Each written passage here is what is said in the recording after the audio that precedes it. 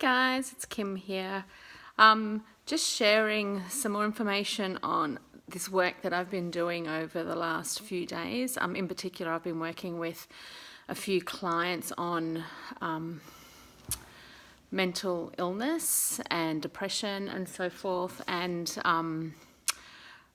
I've just, as I was driving home, had something come through to me that I really wanted to share that made me cry, to be honest, which was that, as I was driving, I was just having the awareness, like just to look into my eyes as I was driving.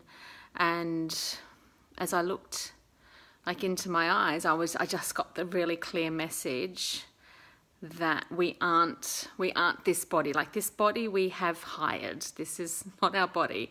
Our eyes are pretty much the only element that we can maybe connect to where we can see that we are more than this body. So if, for example, someone passes away and leaves their body and dies, you can see that there's no life in them because of their eyes. There is no life in their eyes. So the only way that we can really connect to ourselves, well, the only human way we can connect to ourselves as a spirit or a soul or whatever, is through our eyes. So as I was driving, of course, as I had the mirror down, I could look and go, wow, like this, because a lot of the times I look in the mirror and I just don't recognize myself. This, a little bit sunburnt from walking on the beach the other day, but this is like the body that I've hired. And it's funny that since I've connected, I don't know if you guys can tell, I'm starting to look a little bit different. My body's starting to change a lot because the last few days I've connected to the concept, and I think Felicia mentioned, that I could possibly have put on a lot of weight from doing this work because I have to give myself a level of grounding when I'm doing so much work in different dimensions and so forth. And back then it made a lot of sense. I probably have put on a lot of weight, like I put on 30 kilos in the last 5 years because of this work, which through a human and a third dimensional concept, I needed to put on weight to be grounded when, my head's in so many other different places. But when I was walking on the beach after that, I then got the message that how do you need to be grounded when you are one with the universe and everything in the universe? And walking through the water, the message was, I am the water is me, I am the sand is me, I'm the air is me, I'm the universe, I'm the atmosphere, I'm the earth, I'm everything. As soon as I connected to that piece, the concept of needing grounding completely disappeared, and I feel very different. I'm starting to look really different. Connecting to that level of yourself as being, if you look at, again, these physical bodies, and I'm sitting on a lounge, that everything is just a molecule that's vibrating at a certain level, and that is all that exists. Like, we are all just molecules just vibrating and reacting to other vibrations and frequencies.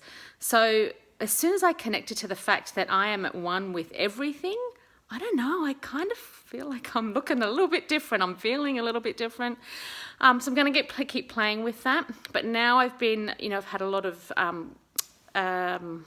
clients and things pop into my awareness around mental illness and depression. And I've just sat down at the beach and just written up a whole heap of information around that.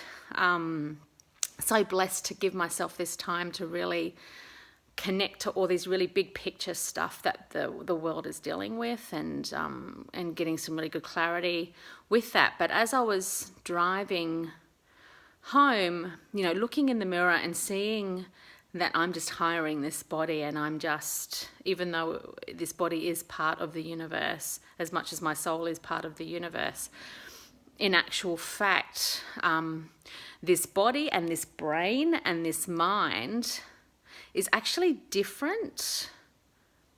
I say different, but it's still energy.